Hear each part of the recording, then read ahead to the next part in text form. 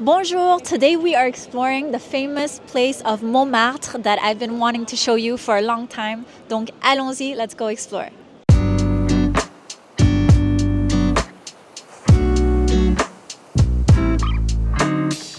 Just got off the station called Abbesse. C'est le métro qui s'appelle Abbesse. That's just after Pigalle. It lets you avoid to walk all the way up from Pigalle.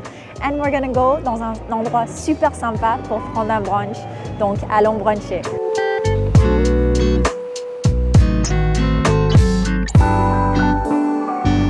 Notre premier arrêt, our first stop, is in a brunch spot called Cozy. It's just right in front of the station of Abbesse, so location is super bien. And I used to not be like such a brunch person. Surtout, j'adore les petits déjeuners. I love breakfast. Mais cet endroit, Cozy, really changed my mind parce que j'aime beaucoup l'environnement, l'ambiance. Et chaque fois que je viens, every time I come, they are super friendly and it's a dog-friendly place. So allons bruncher, let's go brunch.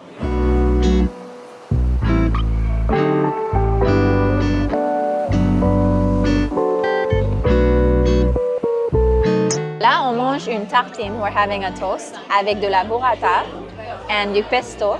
Last time I had it with peaches, de la pêche, but this time, since it's seasonal fruits, c'est avec des figues. On a pris leur brioche pain perdu. So pain perdu actually means French toast, and there are different types of bread, but this time we're using de la brioche, which is like a sweet, savory bread en France that I really love. And it's their limited edition avec de la pistache et des framboises. So with pistachio and with raspberry. Après notre brunch à Cozy, after our brunch, we're gonna go to a very famous place. Ça s'appelle le mur des je t'aime. So the wall of the I love yous. Allons découvrir ça. Let's go discover that. Nous sommes en face du mur des je t'aime, in front of the wall of I love you. Usually, il n'y a pas autant de monde. Usually, there's not this many people. Mais on est en weekend. It's a weekend. And it's actually written, c'est écrit en 250 langues. So 250 languages. And it was written aussi par la calligraphie, une calligraphy, sur des espèces de briques bleues, in front of blue bricks. And I think c'est très touristique. There's a lot of tourists, but if you come in the morning, normalement, il n'y a personne. In the morning, there shouldn't be anyone. Après ce bon petit brunch, on va marcher un peu. We're gonna walk a little. And you must be wondering why Montmartre is so famous. It's because there were famous artists like Picasso, Van Gogh, Renoir. They all lived here. Ils ont tous vécu ici. Ils ont créé des œuvres magnifiques. And so I think it's so great to be in a place with so much rich art history. C'est super intéressant. And now we're walking to a very famous street that you've probably heard about. C'est la rue de l'Abreuvoir. And also I just love Montmartre with all its like little cobblestone streets, and you see so many like vintage stores, and you see so many little cute shops that you wouldn't have seen in other places in Paris.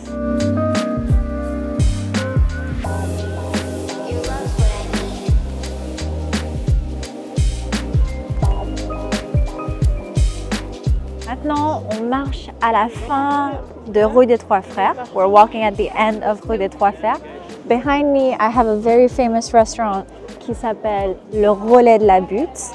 And on the other side, there's a very famous pastry store that is by a very famous pastry chef in France. His name is Gilles Marchal, and he also won one of the competitions of best pastry chefs in the world. And it's interesting parce que he used to work for a very famous hotel à Paris qui s'appelle Le Crayon, which is in Place de la Concorde. He's mostly famous for a dessert that's the shape of a shell, which is called Madeleine, because the original pastry was made of shells from scallops, so super intéressant. Et derrière moi, and right behind me, il y a une super view. There's an amazing view, which you can see les Invalides derrière. And honestly, if you want to enjoy this view in Montmartre, you just go grab a coffee on this square. Tu prends un café sur ce square et tu auras cette magnifique vue derrière moi.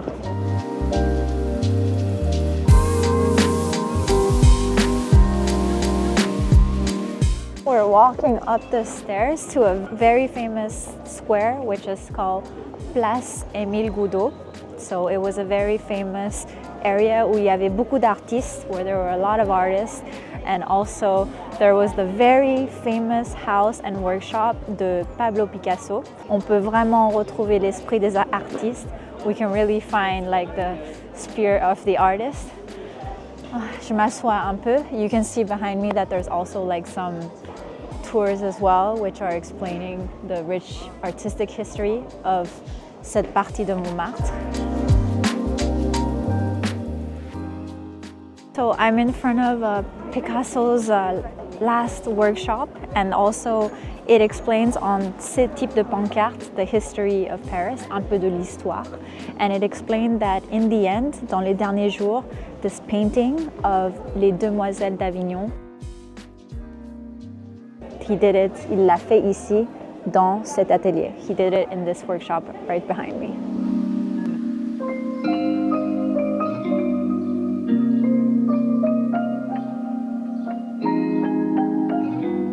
As much as I love the cobblestone and the coziness of Montmartre, the thing I like less is the uphill, downhill. And sometimes when you want to get to somewhere, you have to go uphill to go downhill to go back up again. It's because back in the day, Montmartre was also where all the vineyards, a lot of vineyards were around this area, which is surprising to many people I've met. And so now we're gonna go and try find one. There should be still a few left, not many, but it's interesting how there were vineyards here pour faire du vin.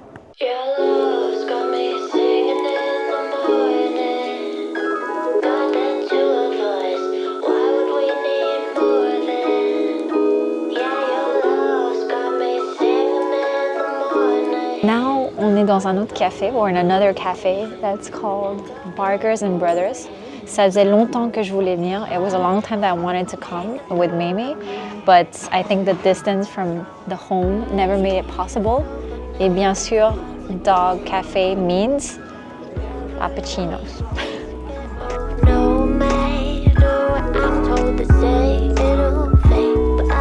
Maintenant, on a marché tout en haut de la rue Brevet. We walked all the way up of rue Brevet, and we're turning left. On va tourner à gauche into a special street. It's one of the first streets that I came to as a child dans Montmartre. Et if you can guess the name, then let me know in the comments, but it's quite easy. It's related to me. C'est relié à moi. So if you know the name of this street, let me know.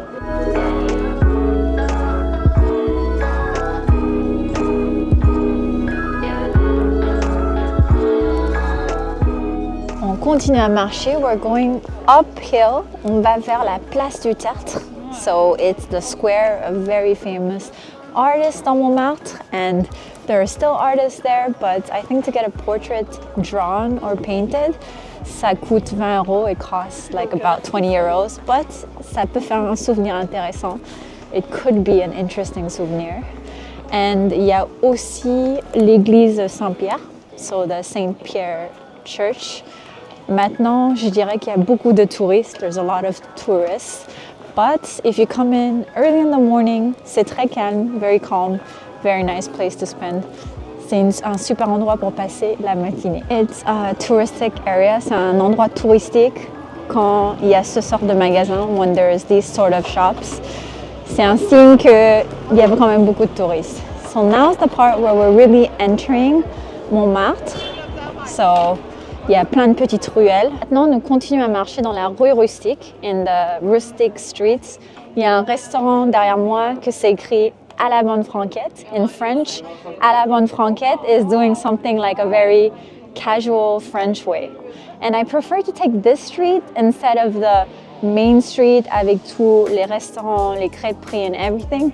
First of all, because it's much quieter, so it's much more calming. And also, parce qu'il y a cette vue derrière moi, cette vue magnifique où on voit le Sacré-Cœur.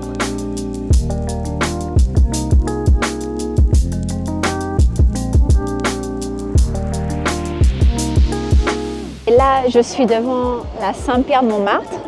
Il y a un endroit sympa, there's a nice little place où tu peux prendre quelque chose à boire or to eat, something to drink or to eat. we're gonna walk a little bit more pour trouver la place des Tertres, which is the very famous square that has artists and also there are very nice restaurants. Je suis seulement allée le soir. I've only been at night, but in the day, ça doit être sympa aussi.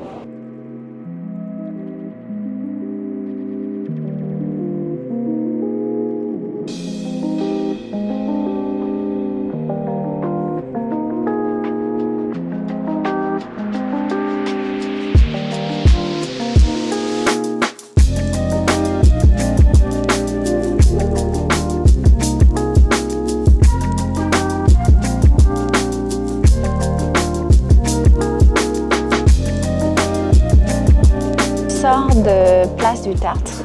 That was a bit chaotic. C'était un peu chaotique parce qu'il y a vraiment beaucoup de touristes aujourd'hui. There are so many tourists. I would probably come la prochaine fois. Je vais essayer de venir le matin parce que la journée, surtout l'après-midi, le week-end, there's way too many people. But if you go a little bit into the smaller streets, c'est très sympa because you really have the feeling of what Montmartre is with like, you know, a lot of small restaurants, cobblestones, et des endroits plus sympathiques que juste the main street with the very touristic places. Et maintenant on descend and now we're walking down et c'est très intéressant parce que derrière moi, behind me, there's the story about Van Gogh à Montmartre from February 1886. And it touches me because not long ago I went to Van Gogh's home in Auvers-sur-Oise. If you want to go check that video out because it was a very moving trip and kind of made me want to continue to explore artists' home, artists' places, and so we can see ces différents tableaux et qu'est-ce qui les a inspirés. I'm in one of Montmartre's most touristic places et c'était inspiré de la série Emily in Paris. Et je pense que vous connaissez cet endroit. I'm pretty sure you know this place that's right behind me. Ça s'appelle la Maison Rose. And I would say that before the series, there were not that many people that came. And after the series, now it's crazy. It's good for the local business, but I think for the people that live around Montmartre, it's not the best. Literally called la Maison Rose, so the pink house. Et si vous voulez que je fasse une vidéo sur les lieux d'Emily in Paris, on the places, more the historical part, not just trying the food, let me know, because I think it's always great to discover a city, but also understand the story behind it, rather than just go for the photos without knowing much. C'est toujours mieux de connaître l'histoire des lieux. Et maintenant, nous marchons sur rue de l'Abreuvoir, so just left of la Maison Rose, the street that goes down. C'est une des rues les plus photographiées de Montmartre. It's one of the streets the most photographed of Montmartre. Et je pense que la série a joué. I think the series had something to do with it, but also it's called l'Abreuvoir because l'Abreuvoir in French means water trough. So, you know, this image right here, that's what an abreuvoir is. And it used to be called la rue qui monte au but. So the but up there, and it's connected basically from le square, la place d'Alida, and it goes all the way up to la Maison Rose, and it's just one of those picturesque streets in Montmartre. But I really think c'est très sympa. Like I came here multiple times, and in the morning you can see runners. But it shows the beauty de Montmartre. Donc c'est très sympa comme rue. Derrière moi, il y a la Maison Rose. There's the pink house. And if you walk a little bit further on the right side, there's a bus station, une station de bus qui s'appelle Les Vignes. So Les Vignes in French is vineyards. And that's because in this area, there's actually a place where you can see vineyards. Right now, c'est fermé au public, which means that it's closed to public. Mais il y a des tours. There are tours which let you go inside and visit the vineyard. So here I am avec la vigne du Clos de Montmartre. So it's actually the oldest vineyard in all of Paris. C'est le plus ancien de tout Paris. It counts 2,000 plants, and it says that there's la fête des vendanges, which is in French, la fête des vendanges is when the harvest of the grapes. It may open and it's coming up very soon. So I'm actually thinking of maybe going. Ce serait intéressant d'y voir. It would be interesting to see it. But it's crazy because apparently it's one of the only vineyards de toute la France that's facing north. And also Montmartre used to be like the countryside, right? So there used to be like a lot of these vineyards, and I think this is one of the only remaining ones. Walking up from Rue de Saint-Vincent, there's also a lot of wall art à Montmartre que j'aime beaucoup. But this street is called Rue de la Bonne, Street of the Housemaid, I think. But it's especially avec cette vue, with this amazing view. And also I feel like a lot of people don't go to the places behind. Ils vont pas derrière le Sacré-Cœur. C'est quand même une vue magnifique.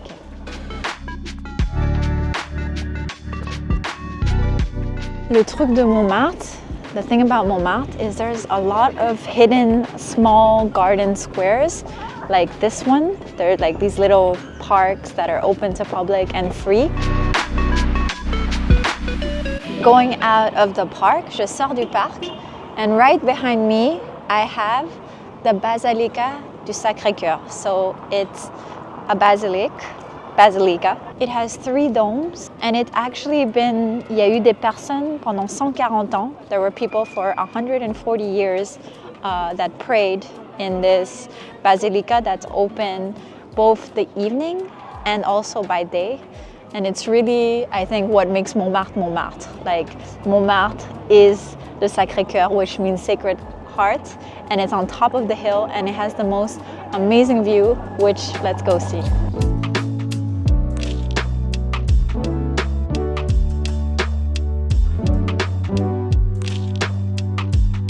Je suis en face du Sacré-Cœur. I'm in front of the Sacré-Cœur. I would advise for you to sit on the steps and watch the view and watch le coucher de soleil, the sunset of Paris.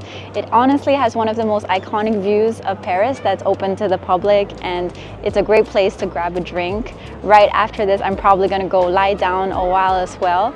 And for dinner, I would advise for you to go a bit lower, vers Pigalle. Il y a plein de restaurants. There's so many restaurants and so many bars, and the vibe at night is very cool. It used to be a very hot district back in the day, but now it's just very lively and a great place to be. So if you enjoyed today's video about les hidden gems of Montmartre, les endroits insolites de Montmartre, let me know in the comments, and let me know if you're planning to come to Paris anytime soon, and if you want me to do more of these videos about iconic places à Paris. Et aussi, j'aime bien expliquer un peu l'histoire. I love explaining a bit of the history of all these places in Paris. So if you enjoyed this video, let me know in the comments, and I hope to see you in the next one. Subscribe as well. You can see also some of my adventures in photos on my Instagram just there. Donc merci beaucoup, thank you so much, and à bientôt. See you very soon.